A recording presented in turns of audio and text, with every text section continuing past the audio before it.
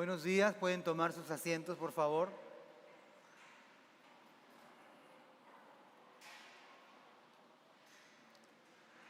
Vamos a orar antes de comenzar, por supuesto, una vez más.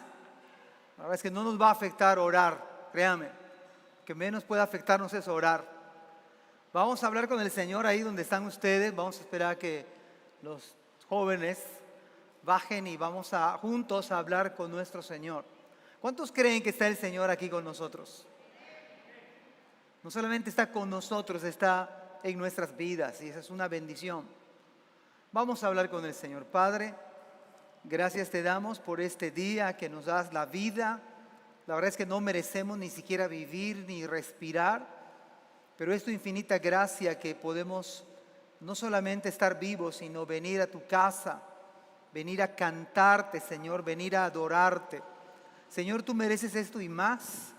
La verdad es que nos quedamos cortos pensando que hacemos mucho, Señor, viniendo a tu casa.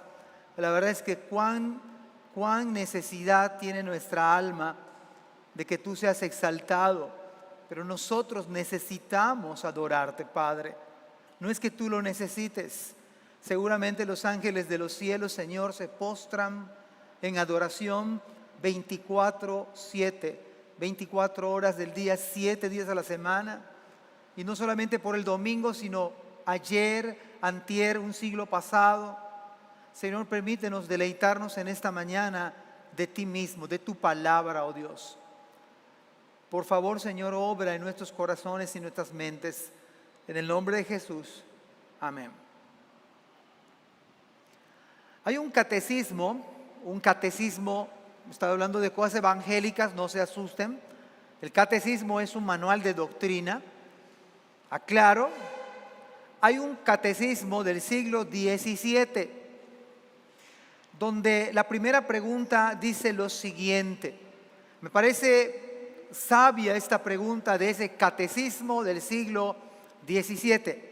La pregunta es, ¿cuál es tu meta principal en la vida y en la muerte? ¿Cuál es tu meta principal en la vida y en la muerte? La respuesta está en el mismo catecismo de hace 4 siglos. La respuesta es glorificar a Dios y disfrutarlo. Esto es maravilloso, glorificarlo y disfrutarlo para siempre. Y yo creo que bajo esa perspectiva bíblica, nosotros nos reunimos hoy, pero mañana también vamos a estar en un trabajo, en una escuela o haciendo mis ocupaciones comunes. Y creo que mientras ustedes y yo vivamos, nuestra meta debe ser glorificar a Dios y disfrutarlo para siempre. Esto es lo que se conoce como vivir para la gloria de Él y regocijarnos en Él. Cuando estábamos cantando, yo vengo con esa mentalidad de que en esta mañana aprendamos, o en este día, aprendamos a deleitarnos en el Señor, disfrutar al Señor, regocijarnos en Cristo Jesús. ¿No acaso Él es maravilloso? ¿No acaso Él es hermoso, precioso, dice el apóstol Pedro? Él es precioso para nosotros. Es la principal piedra del ángulo, escogida, despreciada ciertamente por muchos, pero para nosotros Él es precioso, más allá de lo precioso. Pero Pedro, de alguna manera con esta palabra, está entusiasmando a los expatriados. Le escribe a gente que ha perdido su casa, su esposo, su esposa, ha perdido su trabajo, no tiene estabilidad económica y tiene que huir a otros países. Y es ese grupo de personas que Pedro está diciendo que somos piedras vivas y Él es la principal piedra del ángulo, el cual es Jesucristo. Y dice que es precioso. La semana pasada hemos estado en el capítulo 22 del libro de los Hechos. Y es Pablo está defendiéndose ante las acusaciones que verdaderamente yo las vuelvo a analizar y yo no sé Yo no sé cómo, humanamente hablando, cómo Pablo pudo soportar.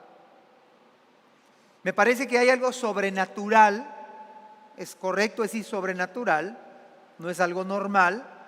Hay algo sobrenatural en la vida de Pablo, hay algo que no es común en la vida de Pablo, que creo que nosotros tenemos que aprender con la ayuda del Señor. Quiero llevarles a Hechos capítulo 22 y justamente el versículo 22.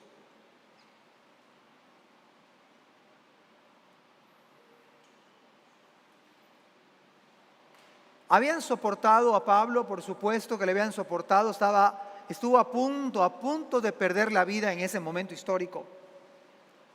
Dice el versículo 22, son cientos de personas, es un tumulto de personas.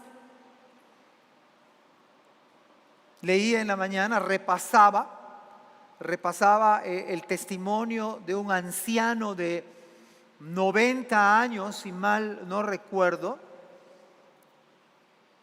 Un hombre anciano, el cual tomaron por Roma. Lo tomaron porque él era cristiano, era un pastor cristiano. Y este pastor cristiano, estoy hablando del primer siglo de la era cristiana, él podía salvar su vida. De cierto, él podía salvar su vida si solamente confesaba que César era Dios. Nada más. Y habían desfilado decenas de personas. Algunos cristianos habían claudicado, o algunos que se llamaban cristianos ciertamente habían declinado y habían claudicado. Quizás ciertamente por los horrores, ya sea de los leones que se comían vivos a los hermanos, ya sea por lo que cualquier tipo de muerte, ninguno es tan valiente como dice ser cuando ve realmente muy cerca la cara de la muerte. Y este pastor Policarpo fue aprehendido por Roma.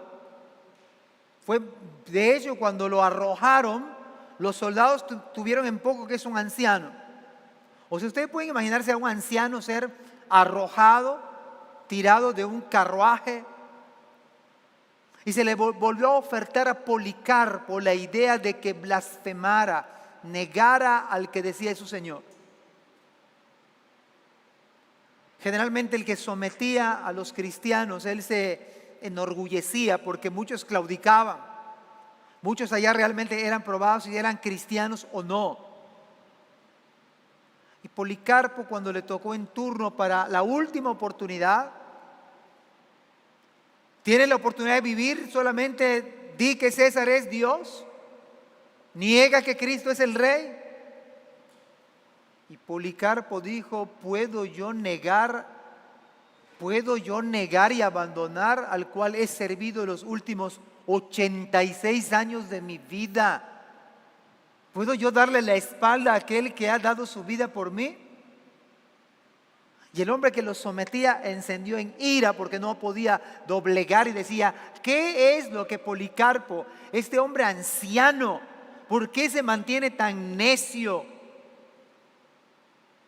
El tumulto pedía sangre, porque las masas se les puede manipular colectivamente. Y además que Satanás opera en los hijos de las tinieblas. Así que todo el tumulto salió, escúchelo bien, salió por las calles porque entonces dijeron que muera vivo quemado en la hoguera. Y la gente salió dejando aquel lugar para buscar pedazos de leña. Incluso arrancaron piezas de los baños para llegar y quemar en vida a este pastor anciano. Los hombres que quemaron a este pastor pensaron, aquí se extinguió el cristianismo. Oh, pero sorpresa, porque este sacrificio de este mártir cristiano avivó la fe débil de los cristianos verdaderos. Y en vez de pulverizar el cristianismo, multiplicó la llama y la pasión por Cristo Jesús.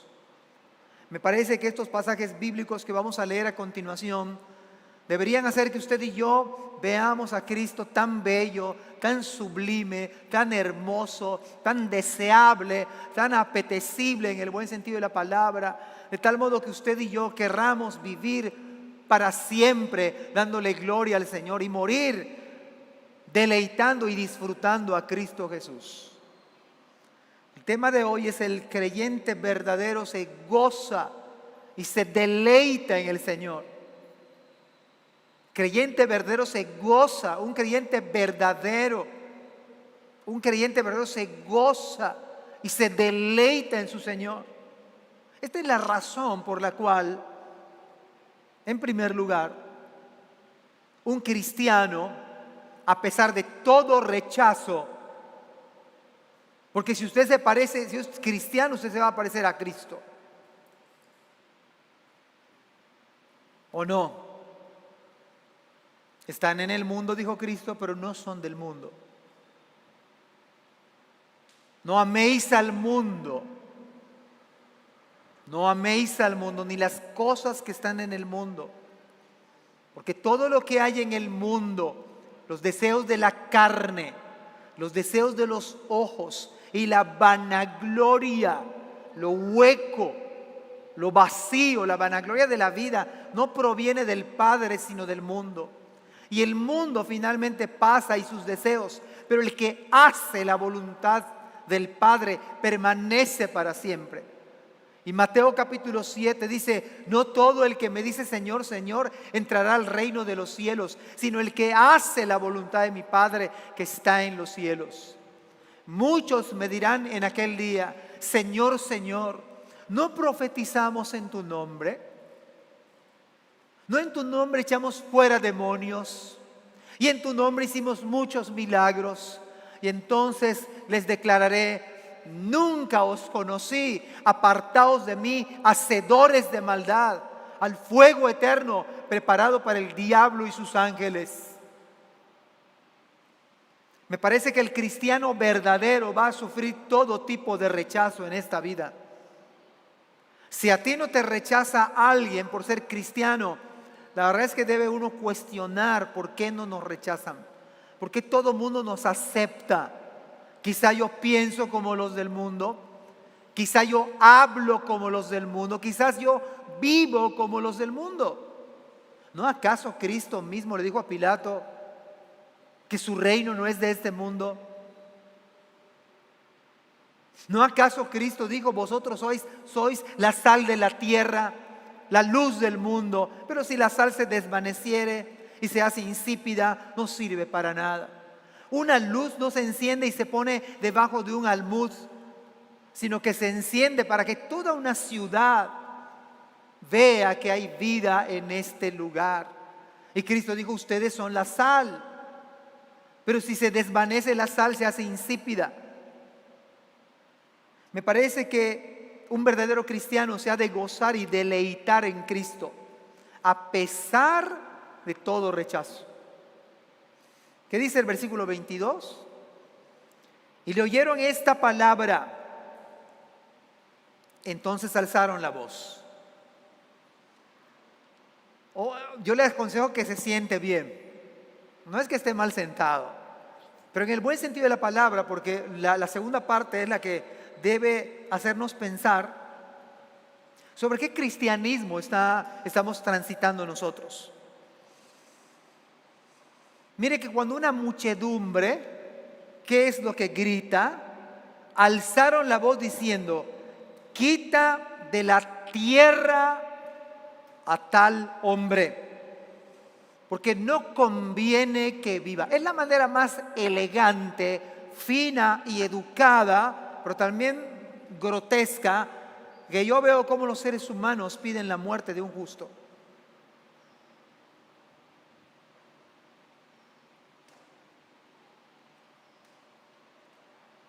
Por eso yo no puedo entender, a la luz de esos pasajes bíblicos, no lo puedo entender, que alguien diga que no viene a la iglesia o a la reunión de jóvenes o donde sea porque le da flojera.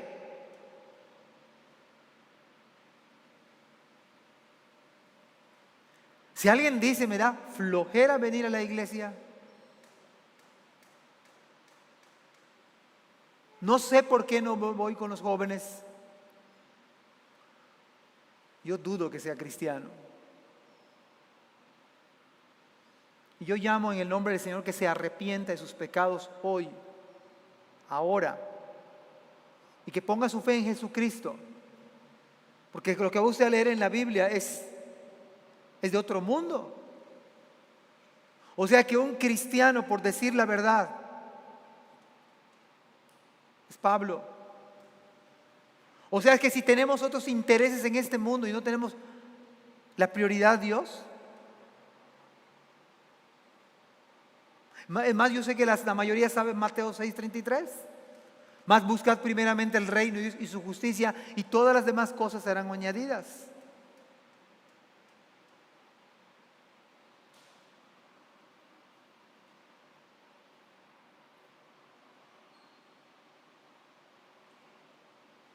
Me parece que estamos confundiendo a la iglesia en esta cultura posmoderna de consumo.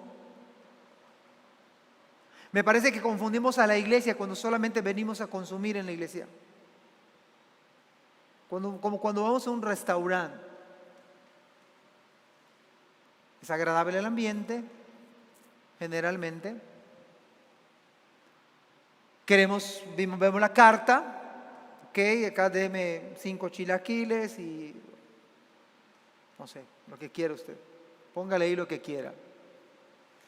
Degusta,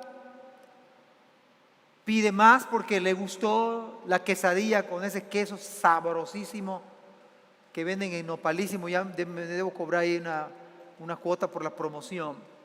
Está increíble esa quesadilla, increíble. Y usted pide otra. Y al terminar, pide la cuenta, sale contento y ya. Me parece que esta cultura posmoderna, con este pensamiento subjetivo, relativo, que todos tienen la verdad y nadie se equivoca, todos tienen la razón, todos tienen su verdad. Me parece que estamos equivocando que el cristianismo verdadero sea este tipo de cristianismo que vivimos hoy. Me parece que la Biblia presenta otro tipo de cristianismo. El creyente verdadero es aquel que disfruta, que se deleita, que no me da flojera. Es más, no me tienen por qué decir que yo venga a la iglesia. Yo vengo a la iglesia. No me tienen por qué decir que yo me conecte con las mujeres. Yo estoy en caso de ser mujer. No me tienen por qué decir que yo esté con los jóvenes. Yo estoy con los jóvenes. Porque me deleita a Cristo. Porque disfruto a Cristo.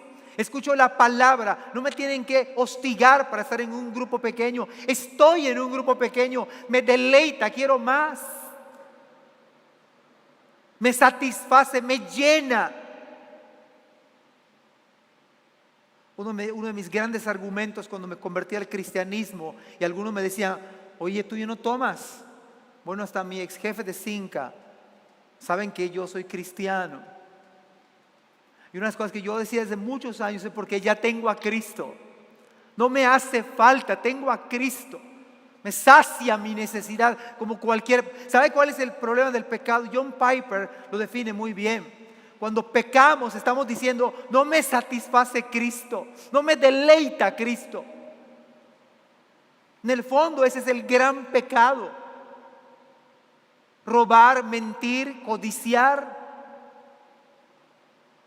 Eso es el efecto del pecado. Yo cuando peco estoy diciendo, no me satisface, no me deleita Cristo. No estoy en agrado con Él. No estoy pleno con Cristo. Eso es el pecado en el fondo. No desear a Dios. Adán y Eva pecaron teniendo N cantidad de frutas. Nosotros tenemos que comprarlas en el día de hoy. Adán y Eva no tenían que comprar nada. Tenían que trabajar porque eso glorifica a Dios. Pero al pecar están diciendo, no me deleita lo que Dios me ofrece.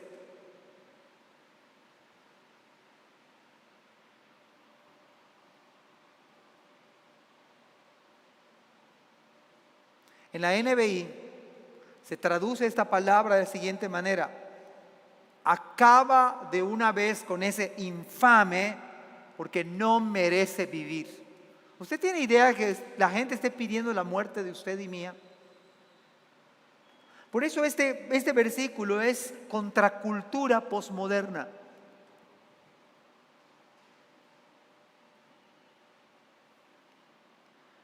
Pero ¿sabe cuál fue la gota que derramó el vaso de este pasaje bíblico? Está en el 21. Lo único que dijo Pablo, su gran pecado de Pablo, pero me dijo: ve, porque yo te enviaré lejos a los gentiles. La gran ofensa, el gran desaire de Pablo a los judíos fue: Dios me ha mandado a los gentiles. Y eso era un agraviante muy grande. ¿Pero no acaso a Abraham se le prometió que en él iban a ser benditas todas las naciones de la tierra? Hermanos, no es en Abraham, es en la simiente de Abraham, es Cristo.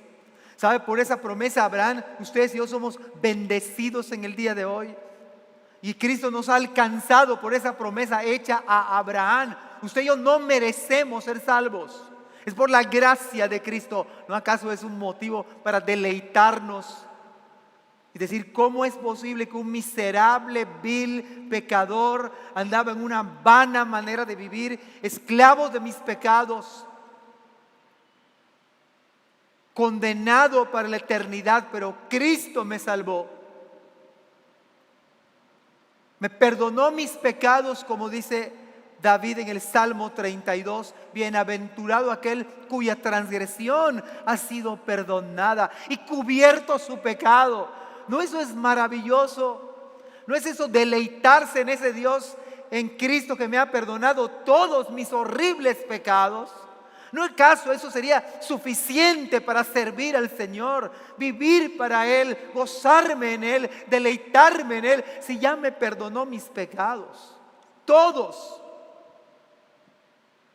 Todo mi pasado, si alguno está en Cristo, nueva criatura es. Las cosas viejas pasaron, y aquí todas son hechas nuevas.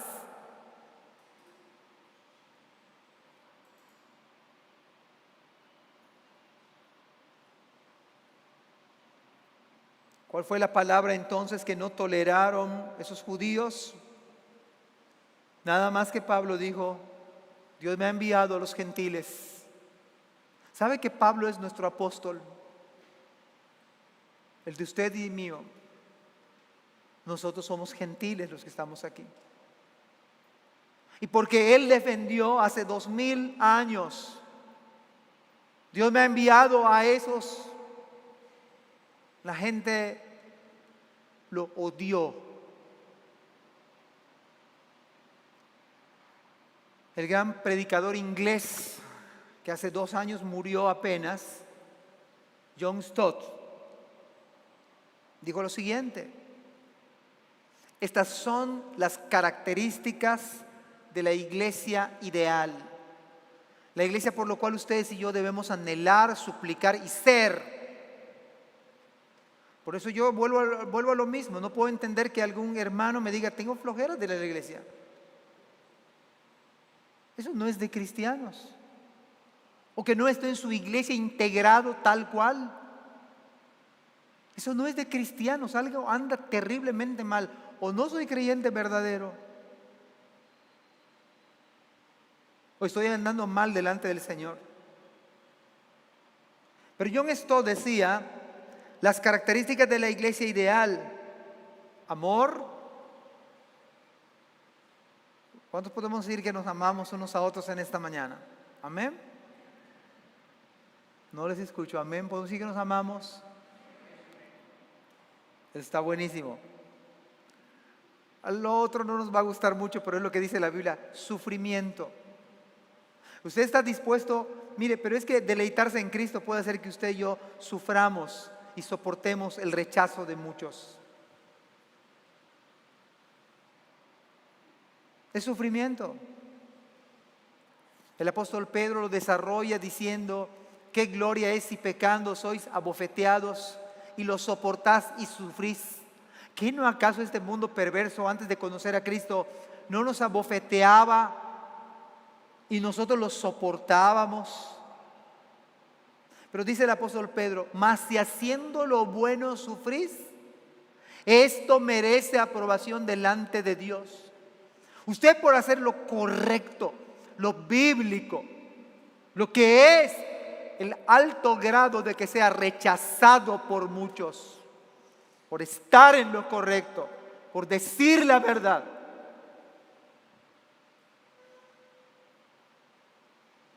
Por eso John Stott decía que la iglesia ideal es amor, sufrimiento, santidad. Esta es una palabra pocas veces pronunciada. Miren, hermanos,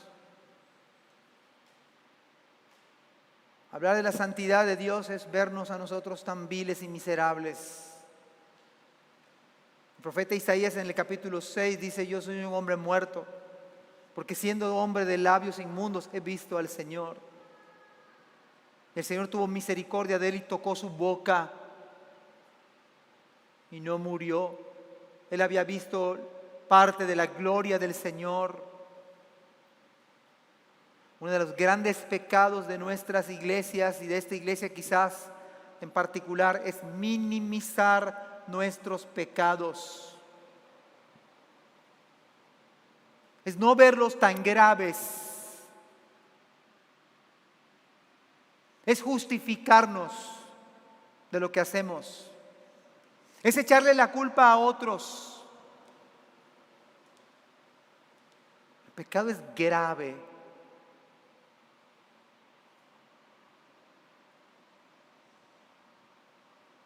Por demás decía John Stott, sana doctrina. Esto es bíblico, perseveraban los que se convirtieron, los que recibieron su palabra, Hechos 2:41. Fueron bautizados y se añadieron aquel día como 3,000 personas. Y esas 3,000 personas, no 120, no 200, no 300, esas 3,000 personas perseveraban en la doctrina de los apóstoles. Vea el cristianismo bíblico. En la comunión unos con otros hay que perseverar en ello. En el partimiento del pan, la Santa Cena, y en las oraciones. Esta es la vida de la iglesia. Y me parece que el creyente verdadero se goza en el Señor. No es una carga, es una bendición procurar la comunión unos con otros. En lo que dependa de ustedes, estén en paz con todos. Y John Stott no se equivocó. Autenticidad, evangelismo y humildad. Esta es la iglesia que nosotros debemos orar, procurar y ser. Esto no se trata de una cultura de consumo, venimos al culto, escuchamos la predicación y ya. No.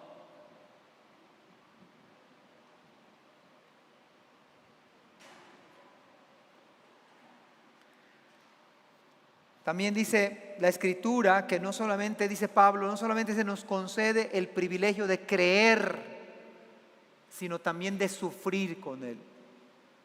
¿No es un privilegio, hermanos, sufrir por Cristo? Si Él es nuestro amado Salvador, ¿no es una dicha entonces de alguna manera sufrir por Cristo Jesús?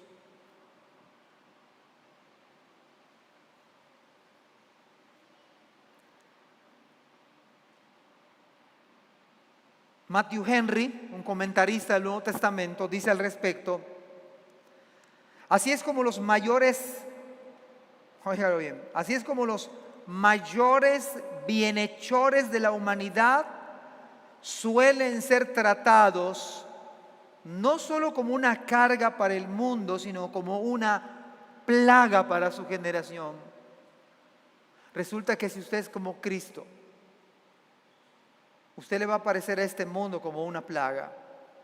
Usted no va a ser bien visto por esta cultura antropocéntrica, donde el hombre es el centro del universo y Dios está a un lado. Y Dios es ajeno a nuestra vida. No, este no es el cristianismo bíblico. El cristianismo bíblico es lo que aparece Pablo diciendo una sola palabra y el tumulto de gente dice: quitad de la tierra a tal hombre, mátenlo, está diciendo. Al unísono, gente, cientos de personas.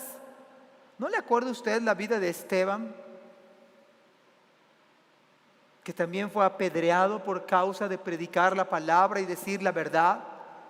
¿No acaso a Juan el Bautista el precio de decir la verdad y estar en lo correcto no solamente le produjo el odio y el aborrecimiento, le costó la cabeza, literalmente hablando? Si usted vive como Cristo, lo cual es un deleite, usted va a ser rechazado. Usted lo que diga no le va a parecer a muchos. Pablo no dijo ningún pecado. Pablo dijo: Cristo me llamó para que yo vaya a predicar. Ese fue lo grave. Dios me llamó para ir a predicar a los gentiles. ¿Ustedes no quieren creer?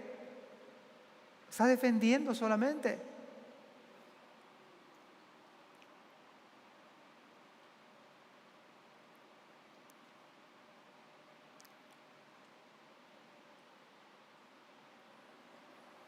El costo de la verdad es muy alto. El costo de la verdad es muy alto, que a veces puede alejar a los mejores amigos o los que se llaman amigos. El costo de estar en la verdad, el costo de decir la verdad, el costo de estar del lado de la verdad puede alejar a los verdaderos amigos. Puede cambiar nuestro estatus de ser amados a ser odiados. Hoy me ama, mañana me odia. Pero en algún grado usted y yo debemos ser como Cristo. Si usted es un verdadero creyente.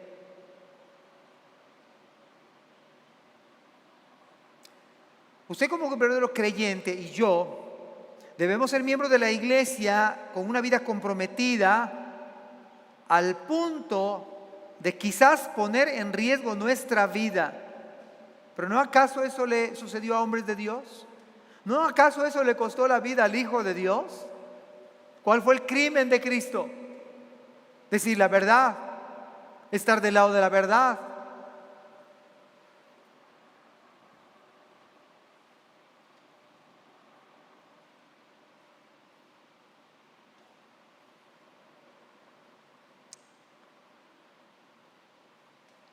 Yo creo que en el día de hoy, a pesar de la pandemia, no se compara con lo que estaba viendo Pablo.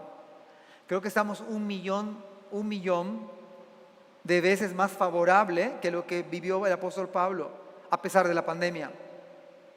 La pregunta de esta mañana: ¿usted está comprometido con el Señor? ¿Usted se está deleitando en Cristo? ¿A usted le parece que Cristo es precioso y por eso ese es el móvil para hacer las cosas? La idea es que no fastidiarles, pero sí no nos vamos a cansar de decir las mismas cosas, decía Pablo. No es gravoso para nosotros. Pero la verdad, cuando usted pueda entender lo precioso que es Cristo, lo atractivo que es Cristo, la satisfacción que da Cristo, usted entonces va a ocupar nuestro lugar y llamar a otra persona: venga a la iglesia. No falten a los jóvenes. Conéctense con las mujeres. Algo que más me hable de Cristo, que yo pueda crecer en Cristo.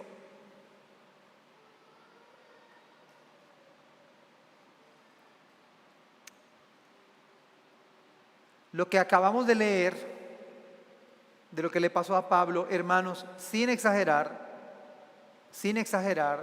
debería cambiar algunas vidas de los que estamos aquí.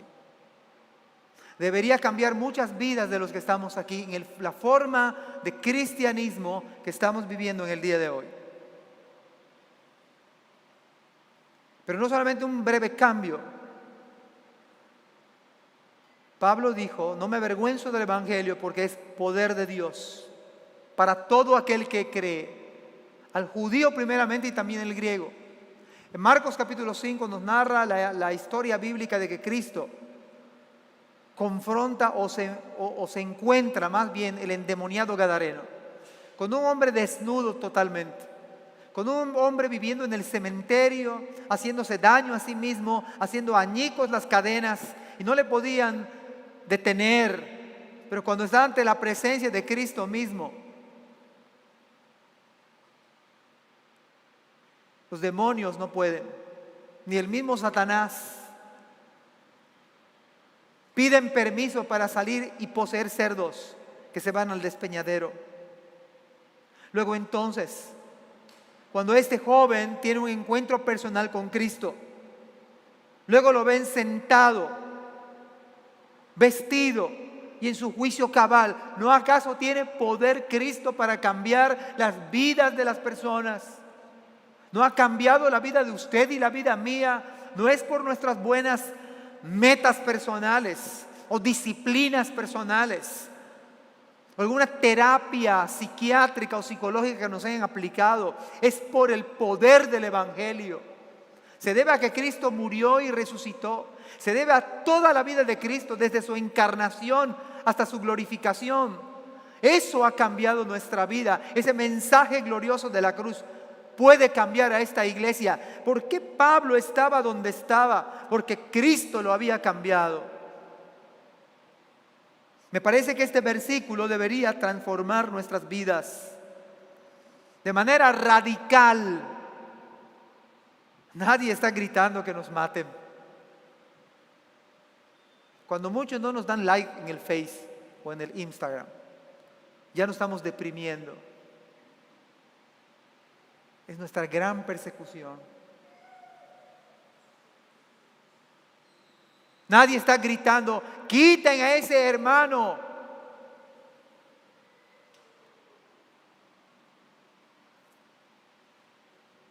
Me parece que el cambio que demanda el Evangelio debe ser radical, debe ser profundo y debe ser duradero. Pero me parece que un verdadero cristiano se deleita en Cristo, disfruta a Cristo. Y eso es lo que hace que en medio del rechazo, a pesar de todo rechazo, para mí es un honor, como debe ser para todo cristiano, que la gente sepa que usted es cristiana. Es un privilegio.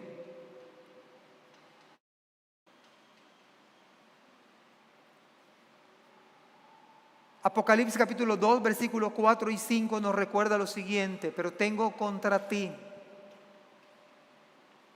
si eres creyente, hoy lo veíamos en la escuela dominical,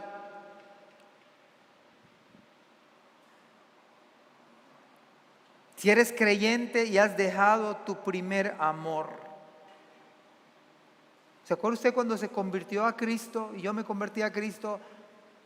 En la mayoría de los casos, y no es que en todos creo, la mayoría hasta le hicimos promesas al Señor que quizás no tienen fundamento bíblico, pero dijimos: Señor, si tú me salvaste, te prometo que te voy a servir me iba yo a morir ahogado, diría alguno, pero Señor, si tú me salvas, te voy a servir.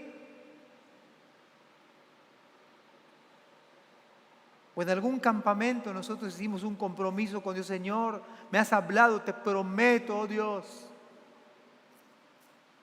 Es lo que Juan está diciendo: tengo contra ti que has dejado tu primer amor. Me acuerdo cuando me convertí, cuando el Señor me alcanzó. Yo no entendía casi nada del Evangelio, el Señor me alcanzó. Yo prontamente fui con mis vecinas y yo no sé ni qué les dije. Y con varias personas.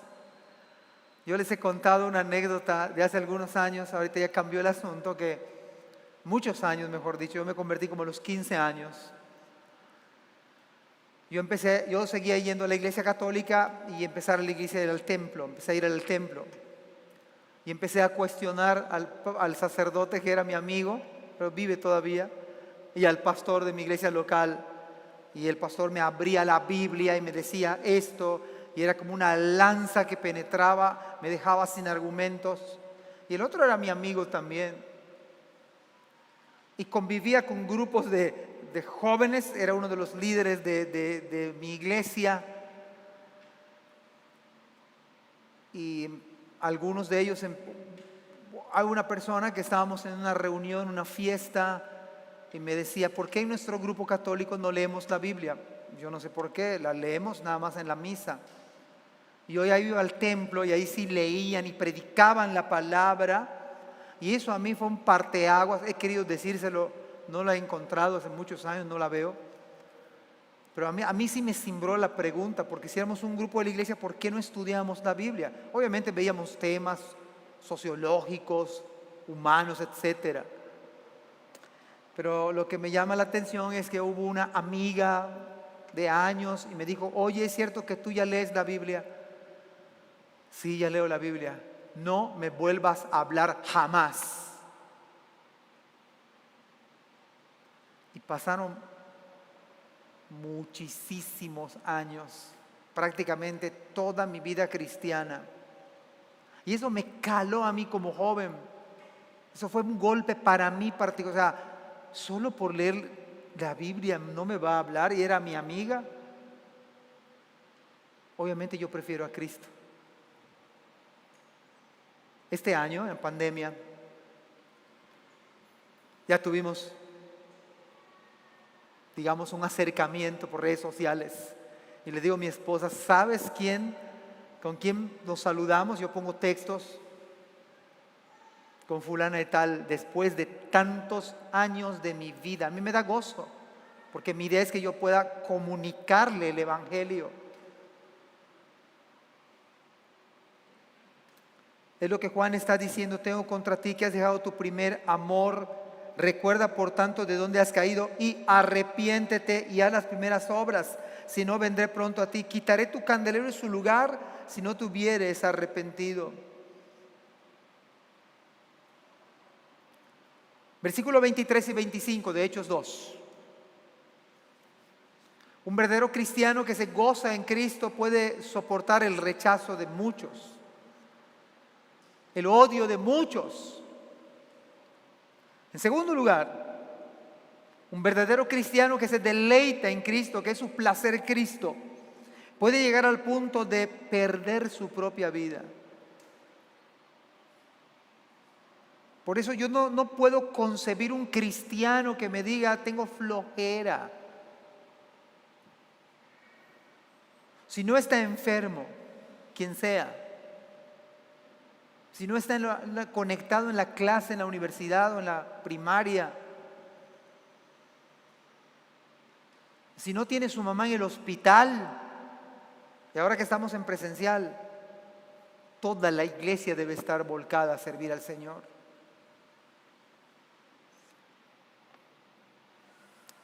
Uno de los autores de un libro que se llama precisamente Posmodernismo, él dice que hay dos eventos en la vida cristiana. El primer evento tiene que ver con la salvación, y el segundo evento así resume todo el libro, tiene que ver con servir a su Salvador. Amados hermanos, solamente hay dos escenarios como cristianos. Si usted es verdaderamente cristiano, es que ya eres salvo por la gracia del Señor. El segundo escenario es vivir, como dice este catecismo antiguo del siglo XVII, vivir para la gloria y para disfrutar de Él para siempre. Esa es la manera de poder ser verdaderamente cristiano o dar evidencia de ser cristiano, soportar el rechazo de muchos. Pero en segundo lugar, a punto de perder su propia vida. Por eso yo no puedo admitir, de acuerdo a la Escritura, ¿puede un cristiano desanimarse? Sí, pero no vivir desanimado. Si vive desanimado, no sé si es cristiano. Ese es el gran argumento de los que se apartan del Señor. Toda la vida está desanimado. Toda la vida. ¿Eso no es bíblico? Mas el fruto del Espíritu es ¿qué? Amor. Vea qué dice la Biblia, Gálatas capítulo 5. Mas el fruto del Espíritu es amor, gozo. ¿Cuántos tienen gozo esta mañana por el Señor? Si tiene gozo usted porque desayunó unos huevos motuleños, maravilloso. Pero ese no es el gran gozo de la Biblia. Mas el fruto Si usted sale después del culto y se va acá enfrente, va a ver un fruto que se está cayendo de siricote. ¿Sabe que yo no tengo que venir todos los días y decir, oye siricote, por favor, da fruto? Los antiguos tienen una creencia que no tiene nada que ver con la realidad, de agarrar un cinturón y pegarle al árbol. Quizás no quieren disciplinar a sus hijos y se desquitan con el árbol. Nada que ver. Mejor uno lo riega. No hay ningún argumento científico, a menos con música sí se estimulan, pero nada que ver. En otras palabras estoy diciendo que el fruto de siricote da fruto de siricote. El creyente verdadero, dice la Escritura, más el fruto del Espíritu es amor. Por eso no puedo concebir a la luz de la Biblia que los hermanos no nos amemos, no nos perdonemos y no pedamos perdón. Y podemos decir 1000 cosas. Podemos predicar, podemos orar, podemos cantar. Si no puedes amar al hermano que está a tu lado, nomás no sirve. Si tienes raíz de amargura, resentimiento, pero el que está en luz tiene comunión unos con otros. Mas el fruto del Espíritu es amor, gozo, paz, paciencia, benignidad, bondad, fe, mansedumbre, templanza. Contra tales cosas no hay ley. Un verdadero cristiano va a tener mansedumbre.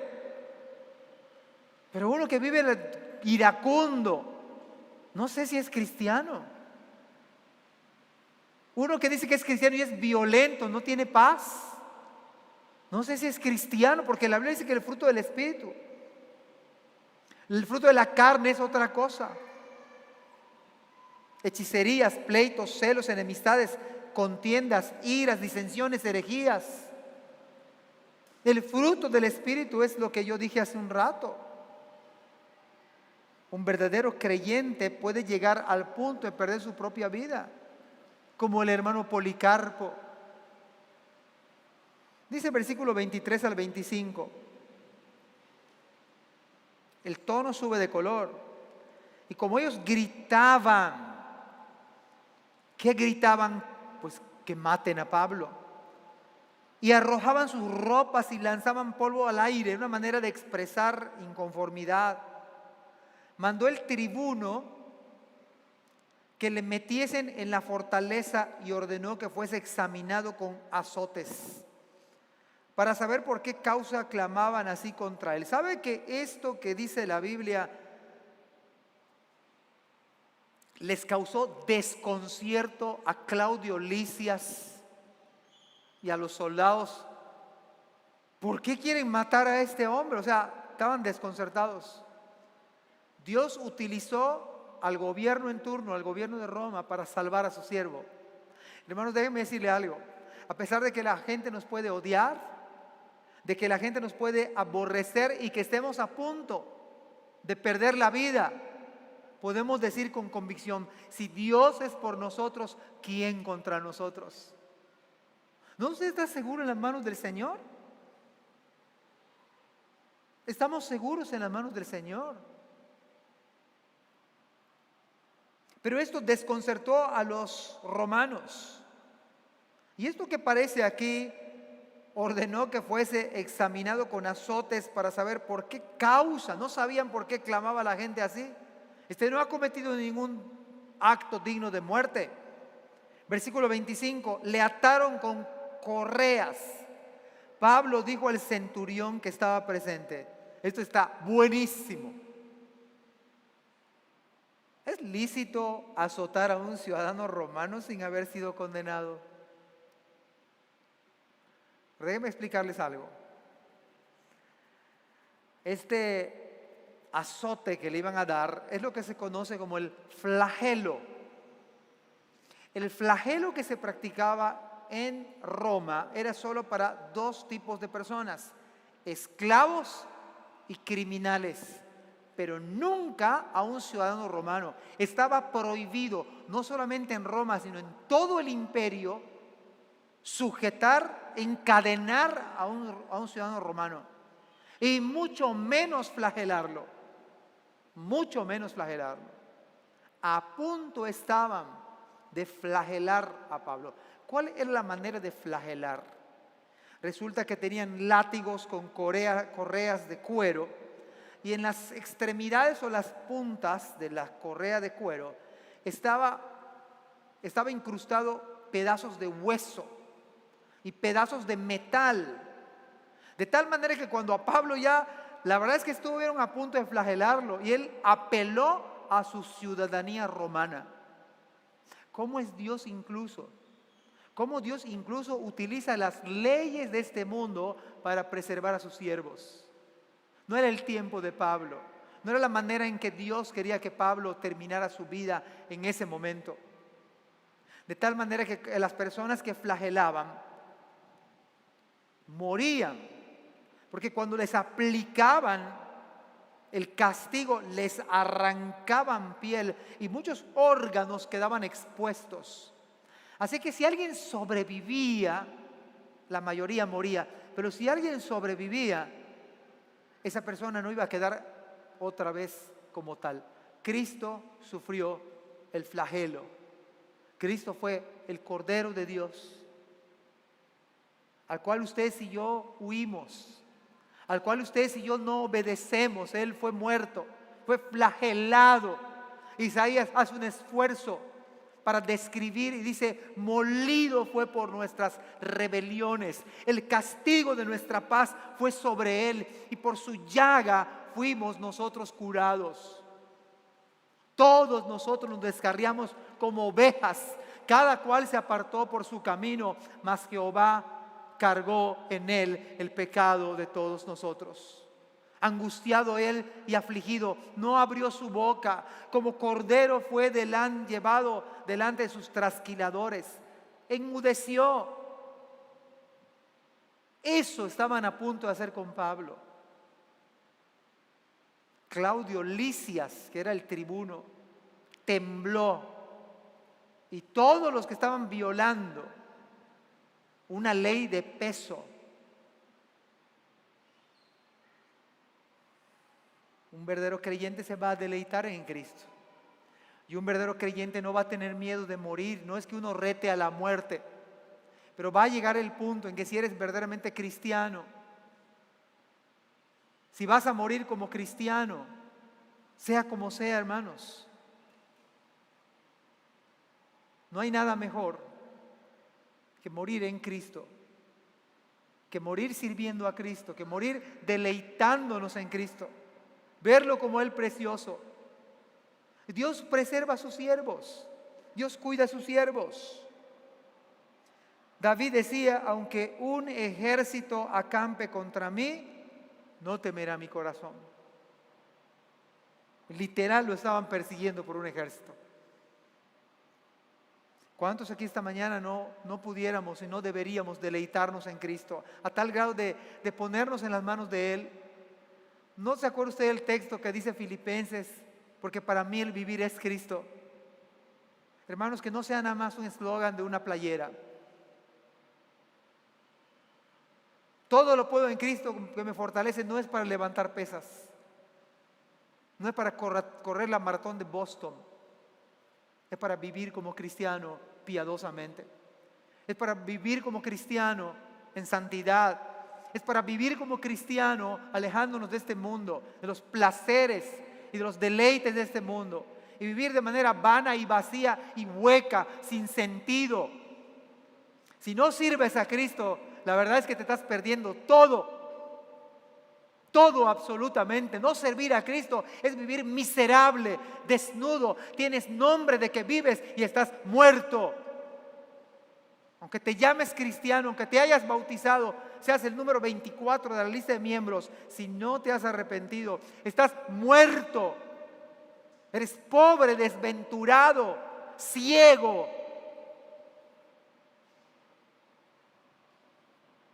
Ojalá que todos pudiéramos disfrutar a Cristo.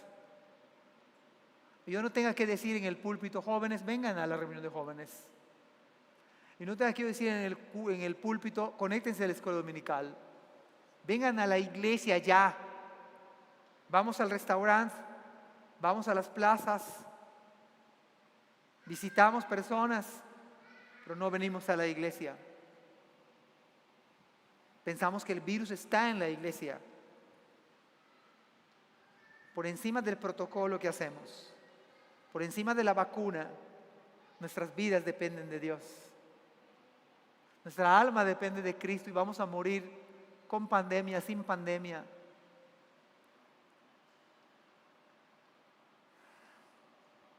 Voy a terminar.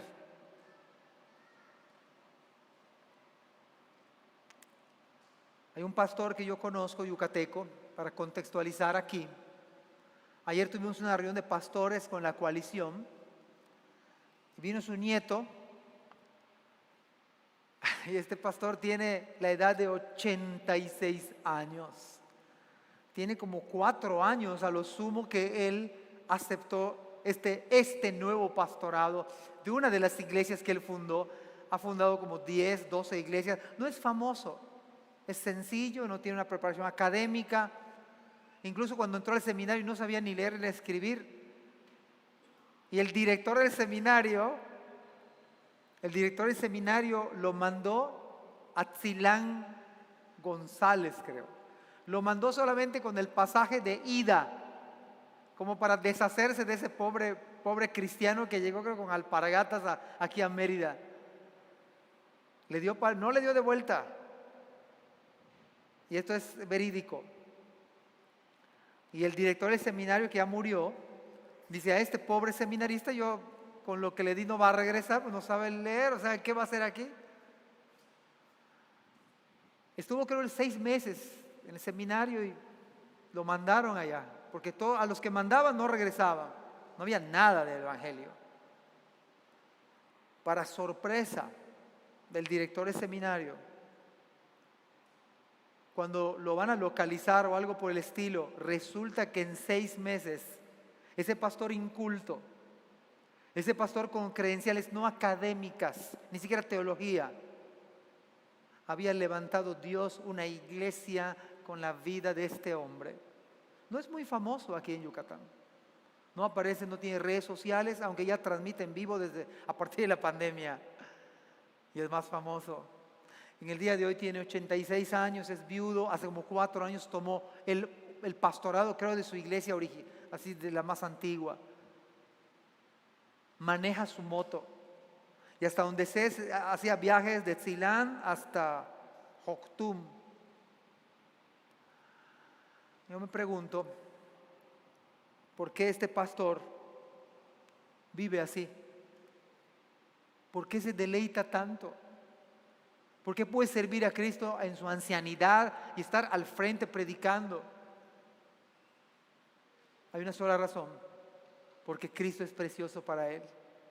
Porque Cristo es su amado Salvador. Amada iglesia, que Cristo sea nuestro amado Salvador. Que usted y yo podamos estar aquí deleitándonos de Él. Él es todo. Él es todo, debe ser todo para nosotros. Debemos hacer las cosas por Él, para Él.